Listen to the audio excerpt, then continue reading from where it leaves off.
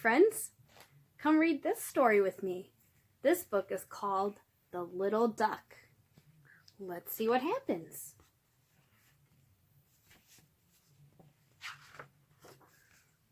One morning in early spring, a little boy was fishing in the pond near his farm. Again and again he threw out his line and pulled it in. At last he caught a fish. The boy gathered his things to go home. Suddenly he saw something nestled in the tall grass at the pond's edge. It was an egg, a duck's egg. Do you see the egg, friends? The little boy carried the egg home with him. He placed the egg in an incubator so it would keep warm. An incubator is a special container that keeps things warm inside. Every day the boy turned the egg over as gently as a mother duck. Finally, after 28 days of waiting and watching, the boy heard something peeping and pecking inside the shell. The shell cracked and broke open. Henry, the little duck, was hatched. See, there he is. He's breaking out of the egg. Look at that little duck. Henry did not look at all as the boy thought he should. His feathers were wet and they stuck to his body.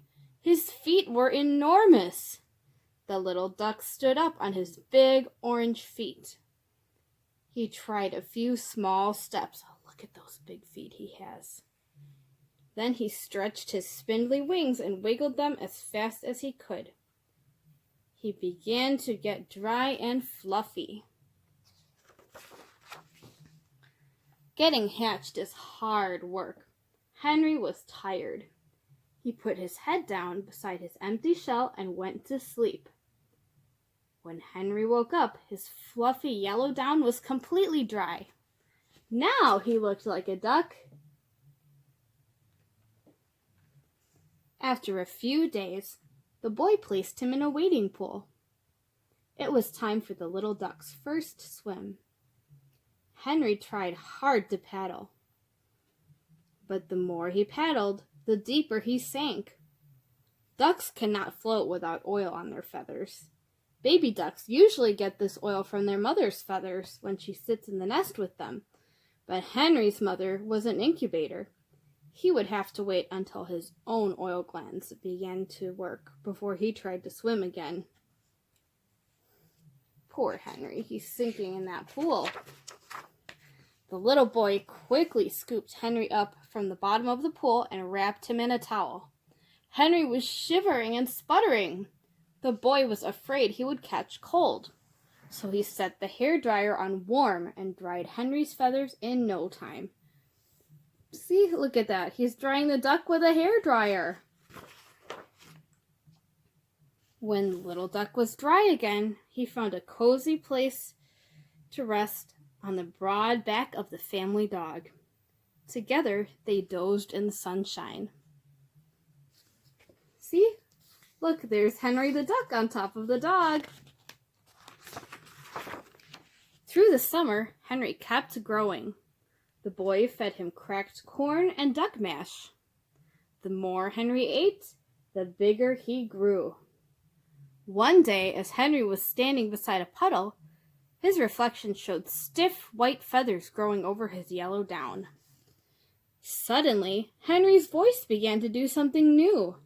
While he was small, peep peep was all he said, but now strange noises came out when he opened his beak. Peep peep squawk, peep quonk, peep quack quack quack. Henry was growing up. During the summer, Henry followed the boy all around the farm. Sometimes the boy was busy. Then Henry looked for other friends. One day he waddled down the hill and into the barnyard. He quacked at the hen, but the hen did not care about ducks. He quacked at the rabbit. The rabbit listened, but did not say anything. When Henry quacked at the The goat leaned over and butted him.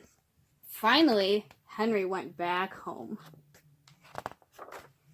Summer turned into autumn, and the boy had to go to school.